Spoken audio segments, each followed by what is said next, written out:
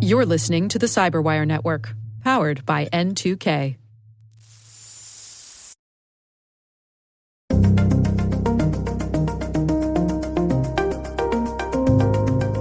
They know your name, they know your email address, they know who you are, and all those previously anonymous behaviors get rolled up against your identity to tie it to your PII. Greetings to all, and a warm welcome to the Hacking Humans podcast, brought to you by the Cyberwire. Every week we delve into the world of social engineering scams, phishing plots, and criminal activities that are grabbing headlines and causing harm to organizations all over the world. I'm Dave Bittner, and joining me is Joe Kerrigan from the Johns Hopkins University Information Security Institute. Hey, Joe. Hi, Dave. We got some good stories to share this week, and later in the show, my conversation with Harry Maugans. He's CEO of Privacy Bee, and we're talking about digital breadcrumbs.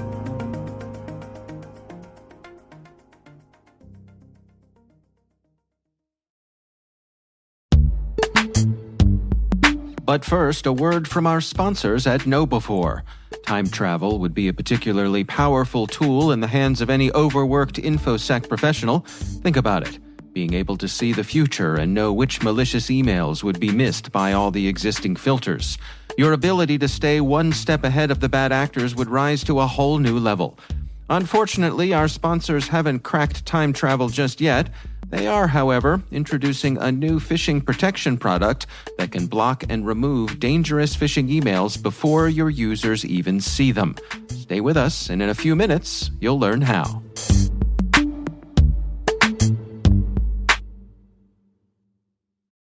All right, Joe, before we jump into our stories here, we got some follow-up from a listener. What do we got here? Yeah, this is Phil. He writes in, he says, I have a question about safety of IoT consumer devices and how, and perhaps if, consumers can do anything to encourage companies to do their due diligence in this field. And it's a long email, so I'm just going to summarize it here. But the crux of his question is, should consumers use market forces or government regulation or legislation, or both, or neither, to pressure/force companies to conduct better security audits of the networking behavior of and software in their products, and if so, how? Right. So Phil then goes on to talk about how he purchased a treadmill. Mm-hmm. And it's a treadmill from a very popular manufacturer. He doesn't specify which one, but it is from one of those biggies.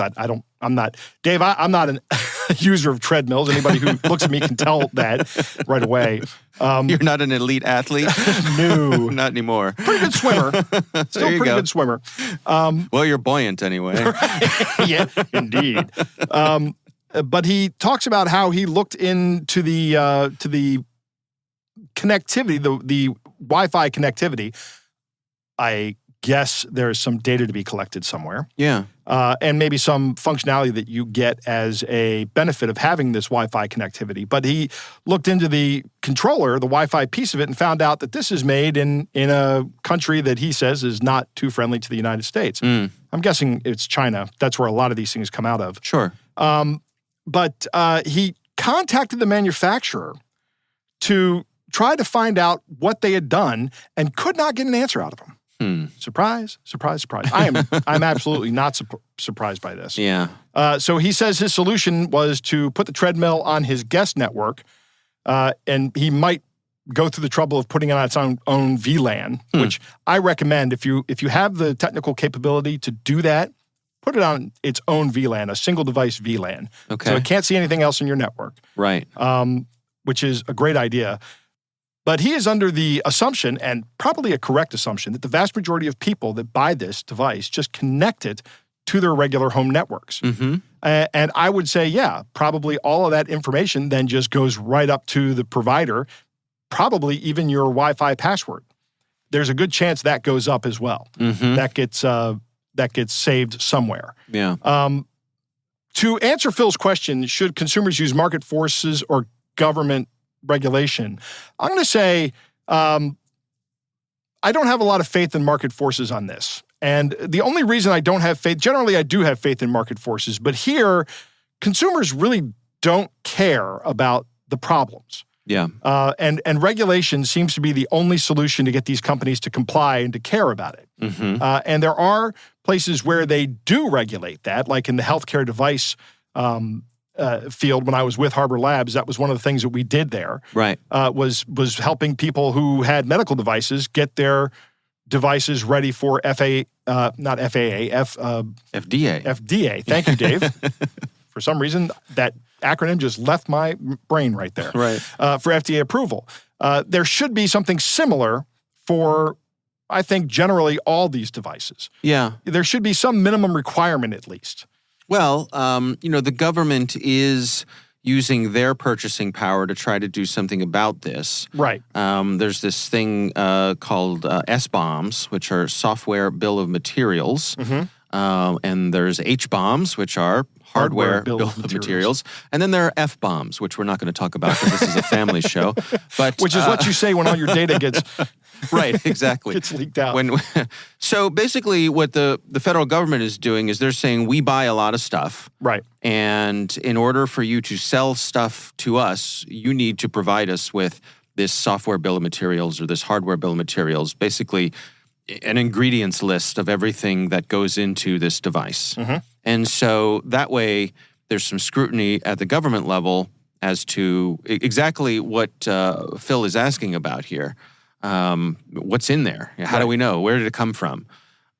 So the degree to which that can affect a consumer device, let me tell you, the government buys a lot of consumer devices. They do. There are plenty of treadmills on military bases and gyms and government offices and all those kinds of places.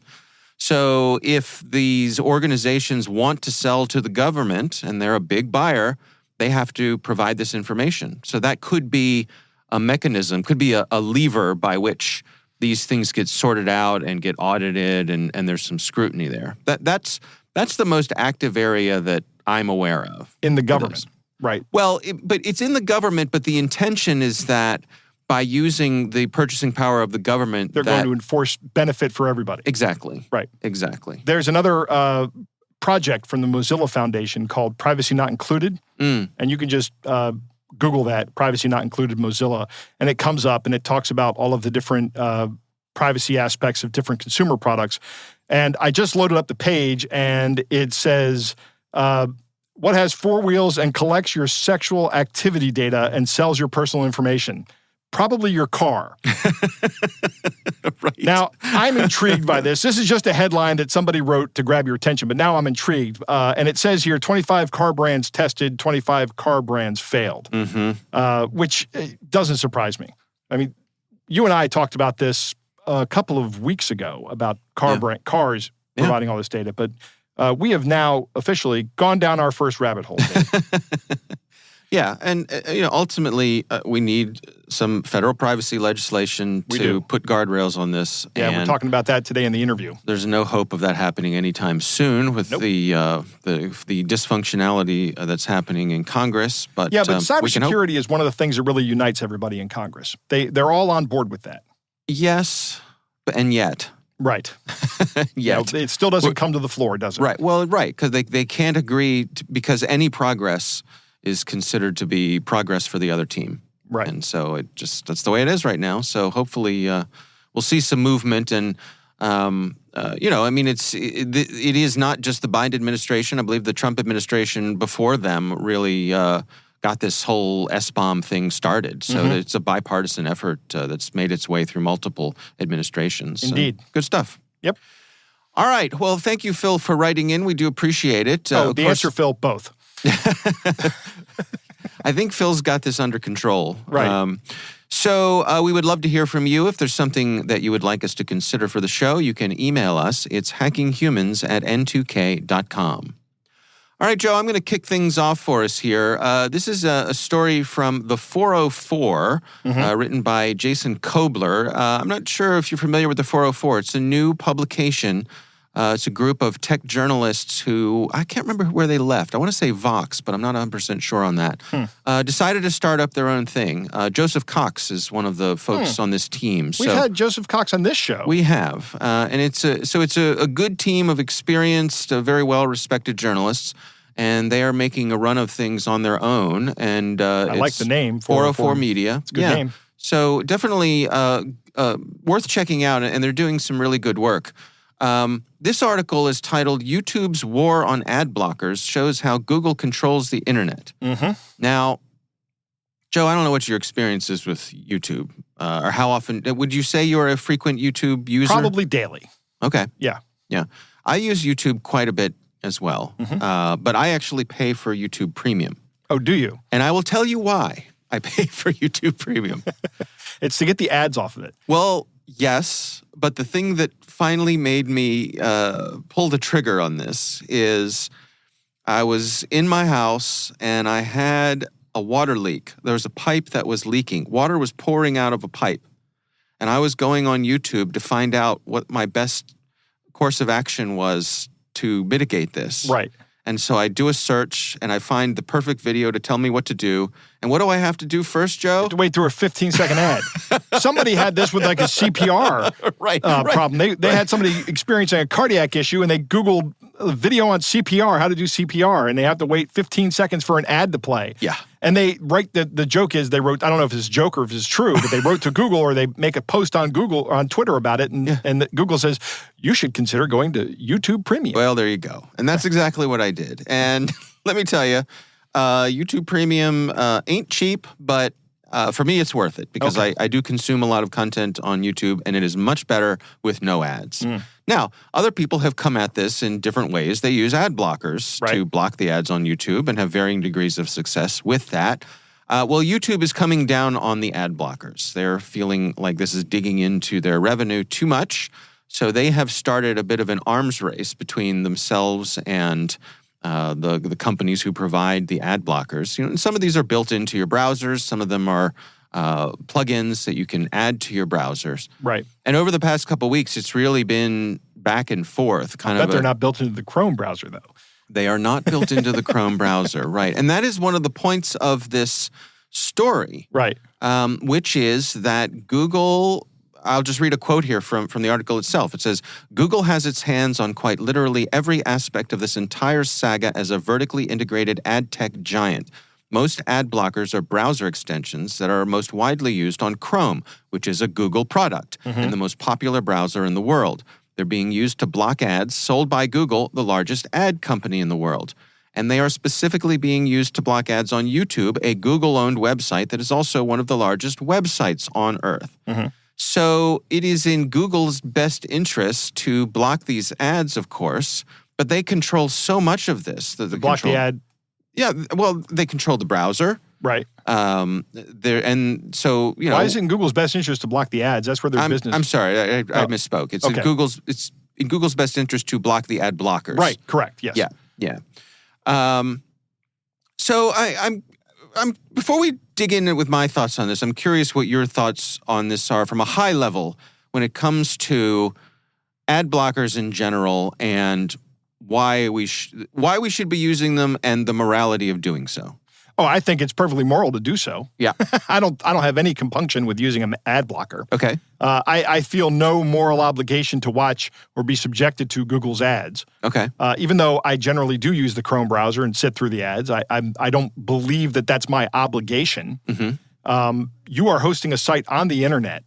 If you want to try to put an ad blocker on there, okay, that's your prerogative, but I am also free to try to use an ad blocker. This is supposed to be an open network, and it always has been. And maybe I'm a little bit too idealistic from the early days of the internet, where everything was available and just on there. Right. But no, I do not have a compunction or any reservations about using an ad blocker. Yeah.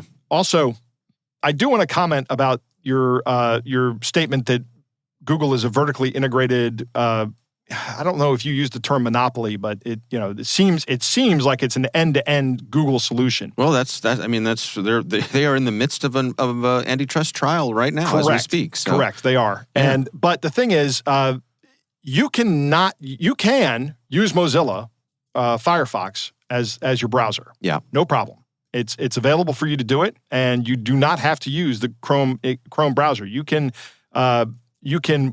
walk away from that. You can also use other streaming services that are not as good. They're not as good as YouTube. That's really the problem. Right. And they don't have the content that YouTube does. Right. But I mean, if you're a content creator, you can use sites like Odyssey, and there are some other ones out there. Right, but none of us know the names of them. None of us know the names of them. That's right. We all know the name YouTube. Right. It's the Kleenex of online video. Right. It's one of those things where the brand is the service. Yes. Yeah. Yeah. The other thing I will add here from my own point of view is that I think ad blockers are a security function as well, because so much malware is delivered through ads. Yeah, absolutely. And that's another, there is a moral argument here, but it's not on the user's side. If you're Google, it is your moral obligation to keep malicious ads out of your ad feeds. Right. And they are not doing that. Yeah. So if you're going to block, I think that it's within everyone's prerogative to block the Google ads that come up on search results. And I think that Google has really used a lot. I don't want to call them dark patterns, but I mean, because they're really not, they make these ads look exactly like the search results. Right. Well, that's they're in control of everything. Yeah, that's what they do. Yeah. Yeah. I guess, I've made the point elsewhere that if somebody wants to toss an ad up on their site in exchange for me viewing their content, I don't have a problem with that. Right. The same way I don't have a problem with TV commercials, in the middle of a football game or a show that I want to watch. The problem I have is with all the trackers behind the scenes who are getting my location, my browser, just tracking all that kind of stuff. Yeah, all the analytics. Yeah, you want to show me an ad? Show me an ad. But one of the main reasons that I have ad blockers installed is to fight all of that tracking stuff. Yeah. Because it's just downright creepy. And at the moment, here in the good old US of A, we don't have legislation to prevent it. Not yet. But and I don't know that we ever will. Yeah. I hope so. I don't know. We'll see. It'll have to. I joke that it'll have to affect Congress in some way. Yeah. Well, I mean, there was somebody who had bought, because you can go out to a data broker and buy people's information. Right. And there was somebody who had gone out and bought congressmen's browsing histories. Yeah, I think it was John Oliver who did that. Yeah. Oh, John Oliver. Was that who that was? I think it was. Yeah. I think that's brilliant. It's a great idea. I think they should do that and just start posting them. Yeah. Hey, I bought this information. Here, look. Right. Publicly available. Yeah. So there's no resolution to this right now. I mean, it's back and forth. This article does point out that there was a time not that long ago when Facebook went down the same path of they were trying to block people who were blocking ads coming through on Facebook. And Facebook eventually gave up on that because despite having all the resources, they decided it really wasn't worth their effort to keep doing that. So maybe there'll be some place where we meet in the middle here. I will say one thing I was half expecting as a YouTube Premium subscriber who also uses ad blockers. I was afraid that I was going to get notices popping up when I went to use YouTube that said, we notice you're using an ad blocker. Well, I haven't seen any of that. So at least it's smart enough to know that if you are paying, leave me alone. Right. So we already have your money. Yeah, exactly. I mean, what does it cost a month for YouTube Premium? I think it's like $18. 18. That's steep for an internet service. I agree. But I do get a lot of enjoyment out of it. There are some channels that I watch regularly. I definitely watch. There are things that I watch on YouTube that I would have been the kinds of things I would have watched on regular TV in the past. So, it's worth it to me. Does it have TV shows? Or does that's the YouTube TV service that they have? That's like YouTube $70 TV, a month. which I also have at home. So we cut the cord and went with YouTube TV, which is great. Right. Great. It saves us about $80 a month, I think, to use YouTube instead of the cable company. So, worth exploring. Okay. All right. That is my story this week. Joe, what do you have for us? Dave, I have a personal story this week.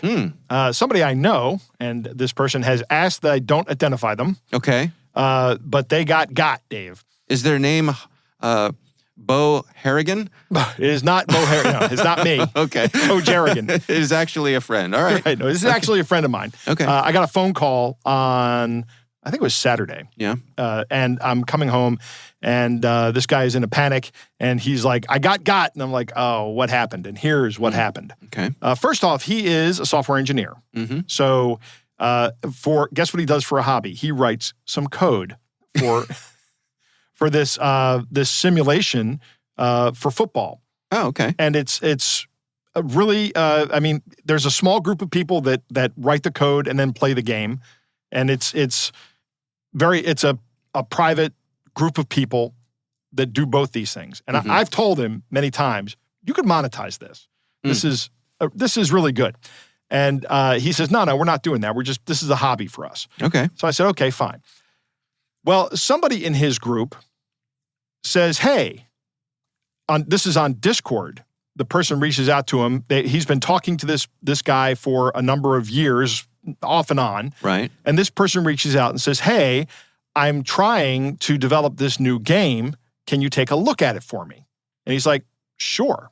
So he sends him a link to a Blogspot URL, and it says the file's at the bottom. It's an encrypted RAR file, and gives him the password to the encrypted RAR file.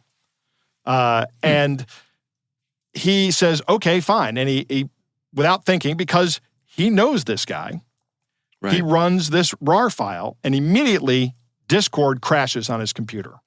Now, just real quick, Joe, what's a RAR file? A RAR file is a Russian zip application. Okay, so it's a way of compressing a file, Correct. Making a file smaller. Right. Okay. So it's like zip, but it doesn't work well for executables.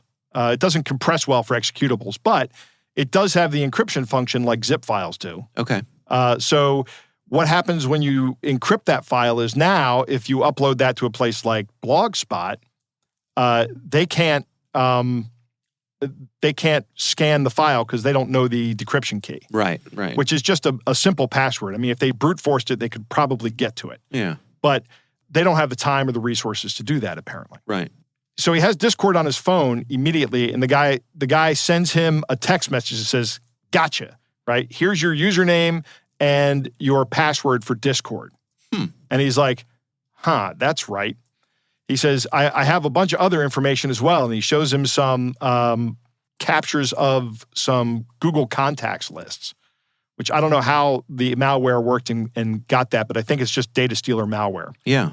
So he says, okay. And the guy says, I need $500 right now. Wow. And he goes, do you have Zelle? He goes, no, what's Zelle? Right? The whole time he's talking to the guy, he's changing his password.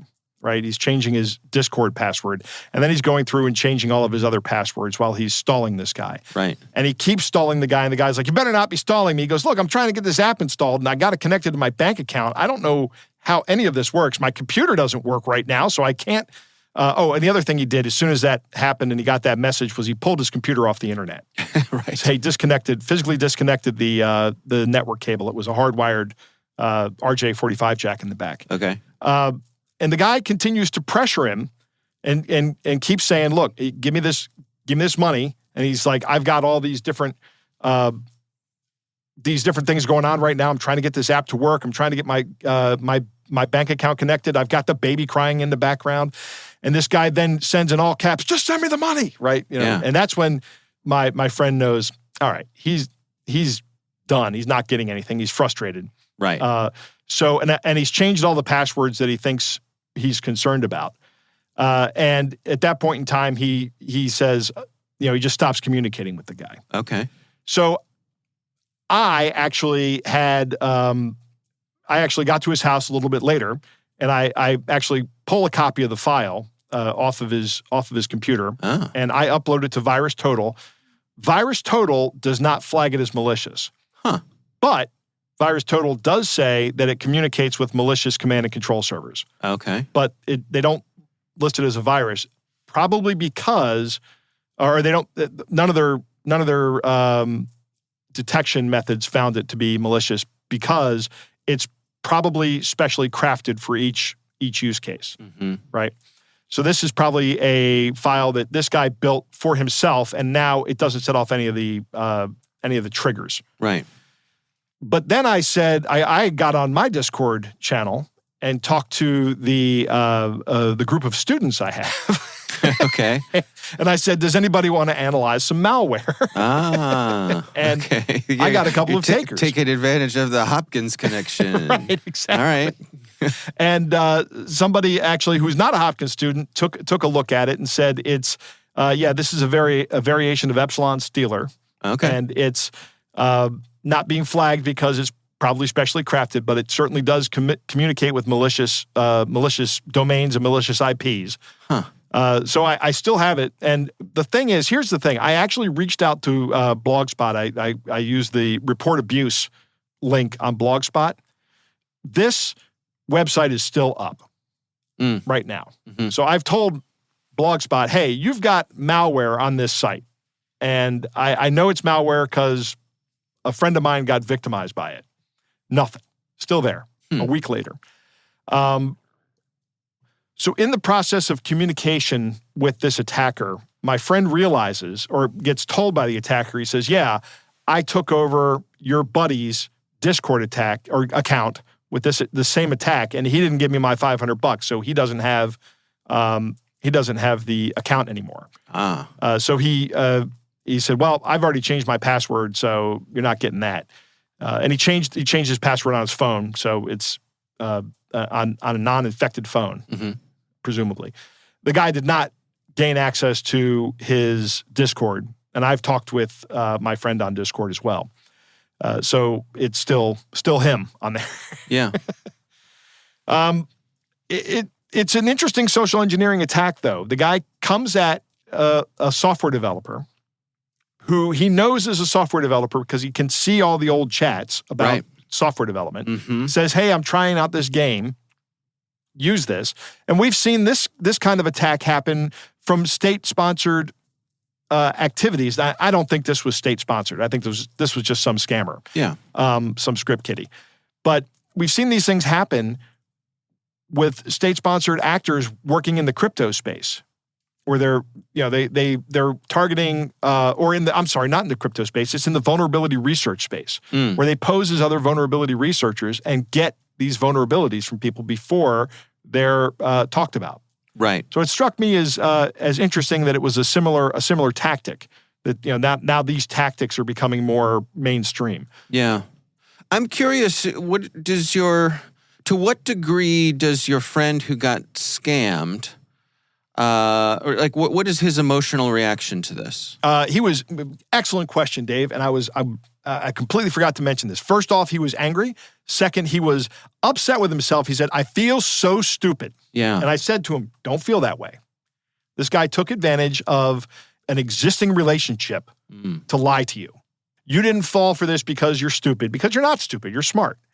It's just that this guy exploited something inside of you. Now, we all are vulnerable to these kind of things, especially when somebody's impersonating somebody you know by using their bona fide accounts that you've previously communicated with them on. This we have seen all over the place, like people hitting up people on Facebook Messenger for loans because they're out of town, they need money. Right. Send me money. Right. But this is the same tactic there. But posing as a software engineer and specifically targeting software developers, so they're more likely to open it. Yeah. Interesting. All right. Well, I mean, it's no fun, but it could have been a lot worse. It could have been a lot worse. I think he got out relatively unscathed. He did have to rebuild his computer, though. So completely rebuild it. Well, I mean, for a hobbyist like him, that's probably fun. Yeah. oh, darn. I have to, honey, bad news. I've got to rebuild my computer. It's a pain when you have to reinstall your operating system. It sucks. I know. I just did it at work. Don't throw me in the briar patch. Yeah. I know. All right, good stuff. All right, Joe, it is time to move on to our catch of the day.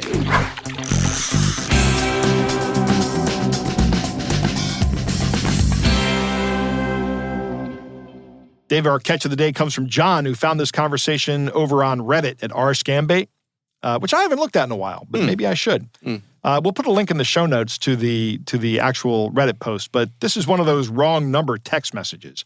Oh, yeah. Do you want to play the role of the scammer or of the recipient? I'll be the one in green, so I guess that's the recipient. Right, so I'm the scammer. Okay. Now, the scammer's pretending to be a woman, so I have to put on my sexy voice, Dave. Okay. Hello, how are you? Oh, I've been better. Susan from next door is being a nuisance again. Not that anything unusual. You know how she can be. How are you?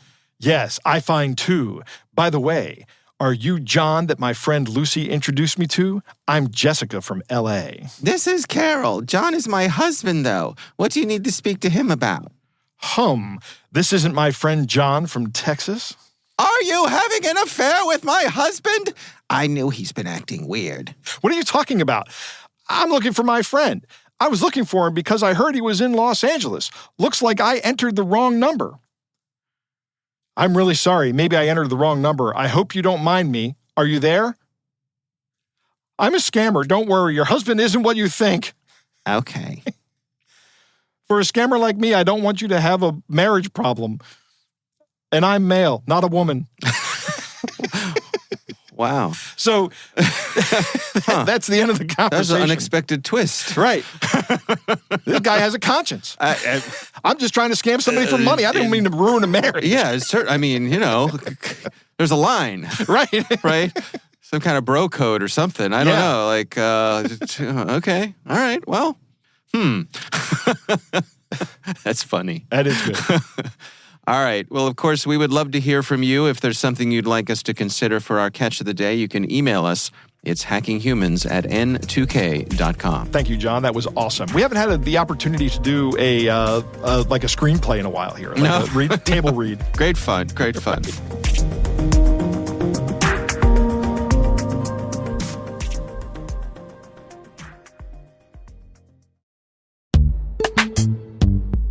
We were talking about mitigating cyber threats to your organization before your users even see them. The new Fish ER Plus from KnowBe4 was developed to help you supercharge your organization's email security defenses. How? You get a unique crowdsourcing advantage. More than 10 million highly trained KnowBe4 end users from across the globe catch and report malicious email that makes it through all the filters. KnowBe4's Threat Lab then validates it with AI and with human researchers. Fish ER Plus blocks phishing threads other tools have missed and proactively removes them from your users' inboxes. Not quite time travel, but we think you'll agree it's a vital capability in any InfoSec professional's arsenal. Visit knowbe4.com/products/fisher-plus to learn more. That's knowbe4.com/products/fisher-plus. And we thank KnowBe4 for sponsoring our show.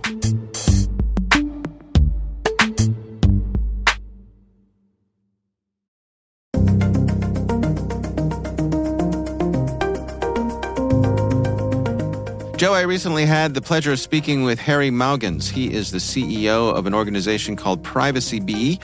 And we are talking about this notion of digital breadcrumbs. Here's my conversation with Harry Maugans. So a digital breadcrumb is really, as a person uses the internet or goes through life in any way, unfortunately, to interact with most companies, it requires giving them some information. It requires creating some presence, making your existence known, either publicly or within private hands. And every day that goes by and you create more of those breadcrumbs, eventually they start compounding and piling up on each other until you have a pretty substantial, breadcrumb and digital footprint. Can you give us a sense for the scope of this? I mean, is this online shopping? Is it social media? Is all those things wrapped up? So primarily it's things that show up in Google. That's usually where people are most worried about having their breadcrumbs, because that's what can expose a home address or a cell phone number or family, their kids' names, that kind of thing. But realistically, there's a lot of places that create these breadcrumbs, such as using your Kroger Plus card. Those discounts on groceries aren't just out of the kindness of Kroger's heart. They offer the Kroger Plus card as a way to sell the data of what you're buying to marketers. And that then, percolates to hundreds of companies in some cases. And all those companies are now starting to compile interests and buying patterns on you. And that's just, one breadcrumb. As you go through the day, you have quite a few more that are constantly accumulating. Is there a generational aspect to this as well? I mean, I guess I'm Is there a point at which this started to happen? For folks like me who've been around for a while and have been online as long as there's been an online to be on, was there a moment in time when this really kind of kicked into gear? I guess I'm wondering, how far back do we need to worry about? That's a great question, and the answer is a little bit. It's something I've debated before, where at some point our society, there's a switch that flipped. We used to be an opt-in society. I don't know where that moment in time was, but it changed, and we suddenly became an opt-out society, where every company felt entitled to collect everything they could. Consent is a very fuzzy word. And and to your point, when I was growing up, I was the generation the same as you were saying, where when I first started getting online, my family, my parents told me, hey, don't use your real name, use pseudonyms, right? You can't be safe if you're giving your information out there to anybody who wants it. Well, things are changed now. This current generation is really identity first. I mean, even to comment on YouTube, you have to disclose your information to Google. I think it was it LinkedIn or Twitter, one of those major platforms recently, or X, I guess it's called. They recently started requiring a government ID to confirm and verify identity. Yeah, LinkedIn partnered with Clear, and now you have to scan your face to confirm you are who you say you are. So identities somehow become a required element of interacting in online mediums. And I mean, it's always been there. But so let me zoom out. There's a dichotomy. There is the digital breadcrumb where it's anonymous. And there's a huge amount of tracking that happens. Every website visited, and dropping cookies, collecting mouse behavior, tracking, a page view history as you go from page to page and piecing it together to identify a browsing journey, all that anonymously being collected. And then you have the identified side where they know your name, they know your email address, they know who you are. And all those previously anonymous behaviors get rolled up against your identity to tie it to your PII. And that's where also you can combine offline shopping behaviors, e-commerce behaviors, banking information, even what kind of magazines you subscribe to. All that stuff is collected and tied to an identity. The anonymous side, it's been happening, for a decade more, using the internet ever since analytics companies started tracking, site visits. They added more and more tracking and more data collection. But on the PII side, I would probably say it goes back probably 5 to 10 years. Things started getting really scary, where it's there's that inflection point where the greed started outweighing the ethics and morality of data collection. Yeah. What are the concerns here for an enterprise level, for folks who are running a company, concerned about their employees? What specific things should be of concern to them? Well, if you see the news, I mean, every day it feels like there's a new data breach happening. And if you look into those data breaches, almost all of them are caused from overexposed PII online on an employee that's being weaponized through spear phishing or social engineering. So a bad guy finds some employee with a level of access that he's trying to compromise. They research that person online. They find everything about their family. They find everything about where they live, their address, the previous cars they've had, anything they can get their hands on about that person. And then they can step into their shoes.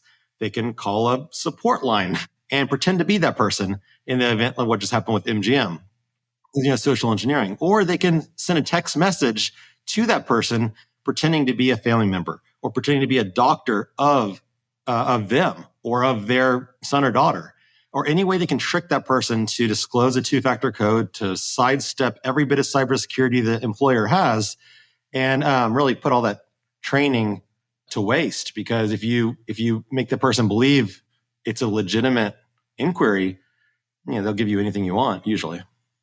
Do you empathize with people who have a certain sense of resignation when it comes to this? That I hear a lot of people say, well, it's all already out there. I'm just going to relax and go with the flow, and because it doesn't do me any good to worry about it because I don't really have any control over it anyway. Yes, that is there's elements of data that you cannot mask very easily, such as property records. You can buy a house in an LLC, but ultimately, if you buy it using your name, where the vast majority of people do, that is a public record. The difference is, same thing with arrest records. You can't hide the fact that there's a public record about an arrest. But usually government sites that have this information that's out there, they don't broadcast it. It's behind a login or a county clerk's office paper or something like that. The problem is the megaphones. They're the ones who scrape those county court office records and have such strong SEO that they're showing up on the front page of Google every time somebody searches for that person's name. And they make it a lot easier to obtain. And then they take that simple record like a property address and they append thousands and thousands of fields. And I'm not exaggerating. In a lot of cases, the data brokers expand in a massive number of fields to say, hey, this person at this address has all of these interests, these hobbies, these nonprofit donation activities, this voting propensity, all kinds of information to create this very creepy profile on a person that should not be publicly available, in my opinion. So what's to be done here? What sort of tools are available if somebody does want to try to claw some of this back? I'm biased, but I believe Privacy Bee, my company Privacy Bee is really the best suited one in the industry. There's a handful of companies helping to claw back the data and try to put the genie back in the bottle. A lot of them are focused more on high volume customers, whereas we focus more on quality. And being as comprehensive of cleaning up the data as possible. And as such, we're not the cheapest. But the way I'm looking at it, privacy is something that you really can't halfway do. Because if there's 3 sites in Google exposing your home address and cell phone number, and a service only deletes 1 or 2 of them, the bad guy is trying to impersonate you for social engineering, spear phishing, scamming, whatever it is. They're not going to know there was previously 2 sites that got deleted. They're going to search you, find that one result that has the data they want of your cell phone number, and they're going to use it, and they're going to weaponize it. So unless you have a comprehensive approach covering as many sites as possible, like I think as of today, we have 440 data brokers and 145,000 separate websites we're tracking and scrubbing against. Without having a comprehensive solution, it's really not very effective for trying to reclaim your digital footprint. How do you calibrate people's expectations? I mean, what is a reasonable expectation for the types of things that can actually be scrubbed? Another great question. So there is no silver bullet. And a lot of people look at this saying, hey, privacy is magic, or it's impossible, or it's some enormous feat. We took the different approach. We publicize every single thing we do. We wrote step-by-step guides on how a person or an individual or employer or an employee can do the scrubbing by themselves. We scan a person for free. We point out all the exposures at everywhere we found them. And then we say, hey, here's what to do. Step 1, click this link. Step 2, send this email. Step 3, click that form, whatever. The thing is, with our company, Privacy Bee is focused for economies of scale. So we take this very tedious and arduous process and we can scale it out to resolve hundreds of exposures, whereas most people don't have the time to sit down for 20 or 30 hours and do it manually. But nothing here is magic. And as far as expectations, I mean, everything that we do, the end user can do. We're just, we're a commodity for those who don't have the hours to invest. Right. It's like hiring an accountant if you don't want to do your own taxes, right? Most people don't have the expertise to do their own taxes. You're hitting a sore spot. I don't like talking about taxes. Fair enough. Fair enough. How do the data brokers respond to these sorts of requests? Or, to what degree are they above board and want to do the right thing? And how many of them are more difficult to work with? So they're data brokers are pretty good. Some people search sites are a little more slippery. There's a couple different answers to that. So if a state or a country has some kind of privacy legislation that allows us to legally compel a removal, we will actually capture a limited power of attorney. We will go through the steps and leverage the law to force the data broker to comply, and then rescan to hold them accountable.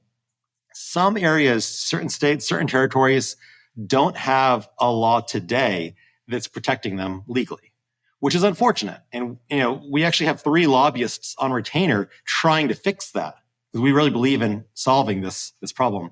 However, until then, we send in a request to a data broker that may not have, legal legislative requirements to delete it. And we phrase it very formally. We try to encourage action and follow up aggressively. However, they could choose to say no.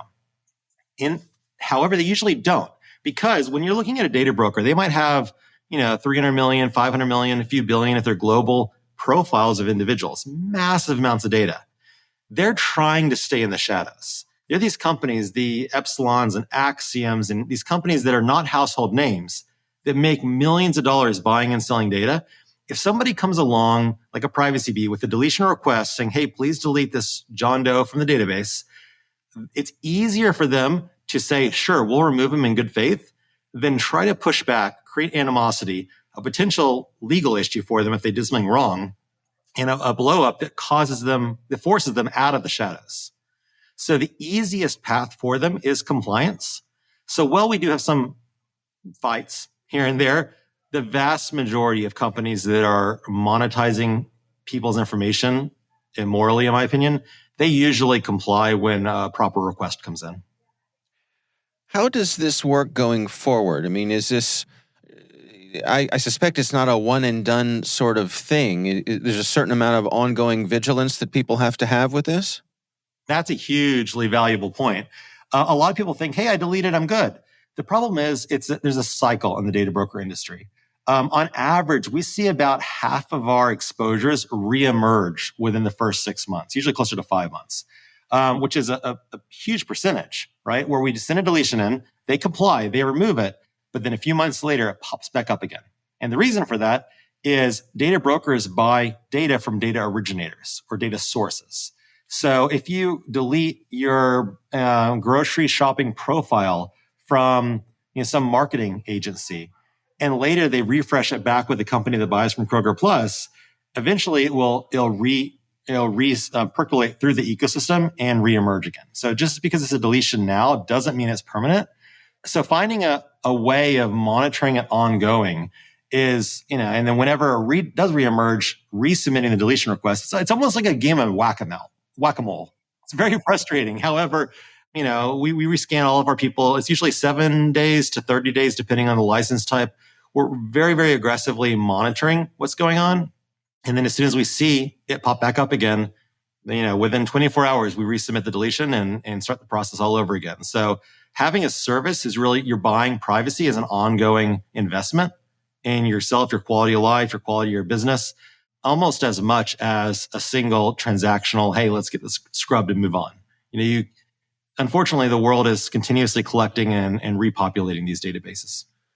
Do people notice a difference? I mean, after you and your colleagues have done your work or your organizations like yours, is there anything in my life that I would notice? Are there fewer, pestering text messages or calls, or would I notice a change?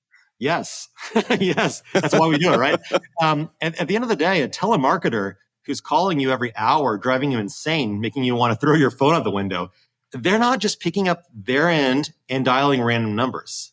They buy a list of people to target, and they take that list, they load it into some auto dialing system, and they hit go.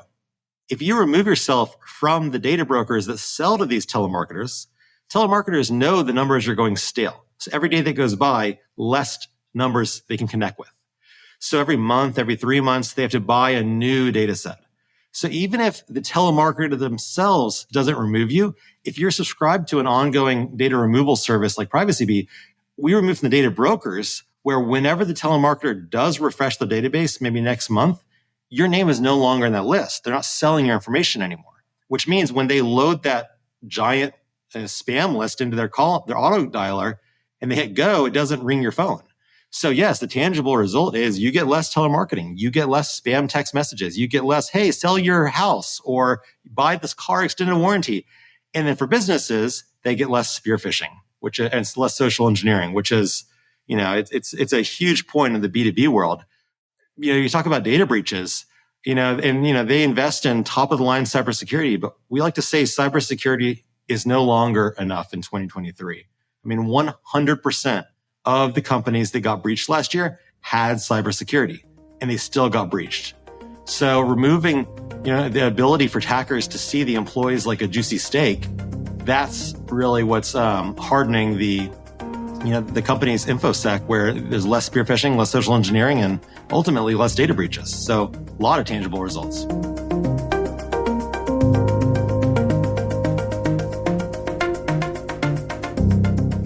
Joe, what do you think? Dave, I like your analogy that you've said many times in this show about your personal data being like fissile material, right? Radioactive stuff. Yeah. It's fine as long as it's spread out and not really concentrated in any one area. But once it starts getting concentrated, it becomes dangerous. Right. Right? So one of the things that Harry talks about are affinity cards. Mm-hmm. And, you know, when you go to any of the stores around here, they all have their affinity card, and you can't get the special low-price deals unless you have an affinity card. That's right. There are a couple tricks. Some of these places will have their own card that they can scan. Yes. And you get the deals. Other places will say, I forgot my card, and they'll just give you the deal. Right. And then there's the 8675309 trick. Yes. Are you familiar with this trick? I use it every day. Okay. So you... I do. At my local grocery store. I use it every day. Some people may not be familiar with the song. I don't know. I think everybody our age, once I said that phone number, they had that song in their head. Yeah, it's Jenny's phone number. Right, We Jenny. all know Jenny, 8675309. If you take your area code, your local area code, and put that in, and then enter 8675309, somebody has set up an affinity account under that number. Guarantee it. Yep. So you can use that one. Now, I found some places where it doesn't work as well. Like I've recently had some difficulty collecting the fuel points for that. Oh, okay. Yeah. But I used to be able to get fuel points using that number. But it still does work at the store for buying, as you say, it works. And all it does is it keeps your information out of the grocery store's hands with your buying power. Right. What you're buying. They don't know that Dave Bittner's buying this. No. They think that Jenny's buying this Right. stuff. And boy, Jenny does a lot of shopping. Yeah, she does. There are a ton of people using this. Yeah. I think the horse is already out of the barn on a lot of this for most of us, which is why Harry and his company have a business model. Yeah. Because they go out and they try to remedy it. I try to use pseudonyms wherever I can, but I think it's pretty easy for companies to just make the association, oh, this is Joe Kerrigan. I know who this is. Right. We need to get back to an opt-in society instead of being opt-out. Yeah. I would like to see something happen where it's opt-in. And Harry talks briefly about OSINT, or open source intelligence gathering. Mm-hmm. And, when you're talking about the attack chain, this is part of the attack chain, particularly in an organization that you really don't have any control over. It's something that an attacker can go out and do because you kind of have to have this information out there, and your employees are going to have that information out there anyway. You as an individual might have some control over that. Like, I don't think I even show up in the Facebook member searches. Like, if you search my name and you and I aren't connected, I don't show up. Okay. At least I think that. Haven't verified that because I don't have a second Facebook account. Right. At least not yet. But a company doesn't have that. So that information is out there, and these people gathering the information, they're going to do it. So my recommendation is just think that somebody already knows all the open source information that's out there about your company, because they probably do. If they're good attackers, they're going to know that before they take their first action. Yeah. Harry talks about websites requiring a photo ID. This is a non-starter for me out of the gate by default. There might be a couple of exceptions to this, like if there's an online bank that requires me to do this for opening an account, I might do that. But generally speaking, I'm not going to do that with an online bank. I'm going to go to a branch and open an account there. Right. But there are a lot of banks that are just online now. Yeah. We had a guest on maybe a month or two ago that was on a dating app. I'm not single, so I don't need to use a dating app. If a married man should never be on a dating app. But were I single, I might consider using some kind of data verification service or something like that for a dating app. I think that's probably a good personal security measure to make sure that people you're talking to are vetted. But outside of those two situations, I can't think of a situation where I would be using an ID. Like if Facebook said, "Hey Joe, we need to see your driver's license," I'm going to say, "Nope, close my account and delete all my data." Yeah. I'd say that to them the moment they said that. That would be the end of the line for me in Facebook. Right. Same with any social media platform. If LinkedIn said that to me tomorrow, I'm gone. Yeah. That is a line in the sand for me. I recently logged into Facebook again after a 4-year break. I know. I saw you. Yeah, and we're still friends on Facebook. Yeah, and so now Facebook is nagging me to hey, upload your contact list. I'm like, I'm not falling for that again. Right. Can't you say stop asking? I thought it nagged me for that for years, and it doesn't nag me anymore. Yeah, maybe. I never gave it to him. I don't know. Yeah. It's annoying. I joined Facebook and I immediately realized why I had left. Are you enjoying it? So you're not enjoying it all? I mean, the reasons that I reconnected, which were that I felt like there were some, life events from friends that I was missing out on. So that's the reason I'm there. Right. But it is so noisy. Like, it's just, the content is so diffuse. Like, there's just so much crap on there, that the ads and the... Oh, yeah. And let me tell you, Mastodon is so much better. Right. So much better. To have a non-algorithmic feed is so much nicer. Yeah. Well... Try to convince everybody on Facebook to go to Mastodon. Well, there you go. That's the problem. They won't do it. They will not. No. Yep. Amplifiers. Do you remember when we went to the Know Before conference? Yep. And the late Kevin Mitnick was on stage. Right. That was after we had interviewed him. Yeah. Highlight of my career, by the way. Very nice. So thank you for that opportunity, Dave. Yeah, sure. During that presentation, he showed us a tool that had all kinds of information about somebody. Yeah. And had a volunteer from the audience come up, and the guy just got this horrified, shocked look on his face as he saw this information that was about him in this tool. Mm. And Kevin wouldn't share the information about what the tool was. He wouldn't tell us what it was. Mm-hmm. He wouldn't tell anybody. I asked him. He said, I can't tell anybody about what that is. I don't know what it is. Somebody at the conference suggested it might be a private investigation tool, like for PIs, private investigators. But this data about you is out there. It exists. Yeah. And en masse. And I think it's funny when Harry talks about how these data brokers comply with his request to remove data from people or on people from their systems. They just want it to go away real quiet, which I think is really kind of interesting. Mm-hmm. And he mentions two of these data brokers in particular. One is Epsilon and the other one is Axiom. And I looked those companies up to see, are these companies, what are they? They're both divisions of other companies. One of them came from a merger between JCPenney Credit Corporation and the Limited Credit Corporation. And they had all this customer data, and that's how they started getting big. It's really interesting.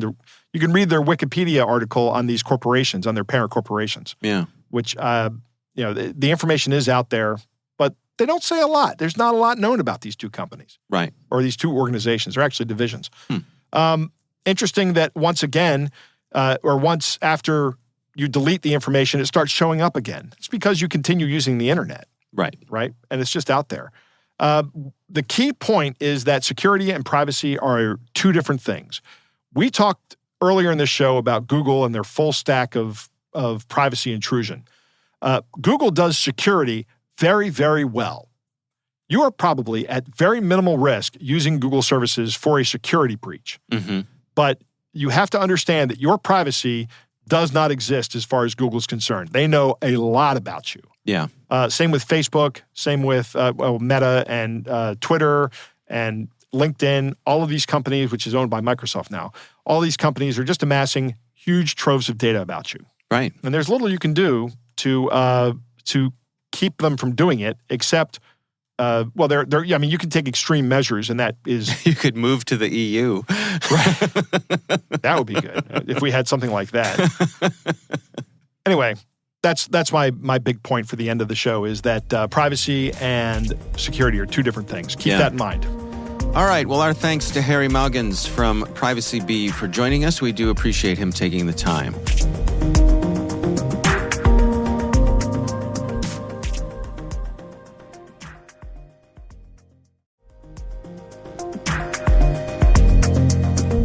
That is our show. We want to thank all of you for listening. A quick reminder that N2K Strategic Workforce Intelligence optimizes the value of your biggest investment, your people. We make you smarter about your team while making your team smarter. Learn more at n2k.com. Our senior producer is Jennifer Iben. Our executive editor is Peter Kilpie. I'm Dave Bittner. And I'm Joe Kerrigan. Thanks for listening.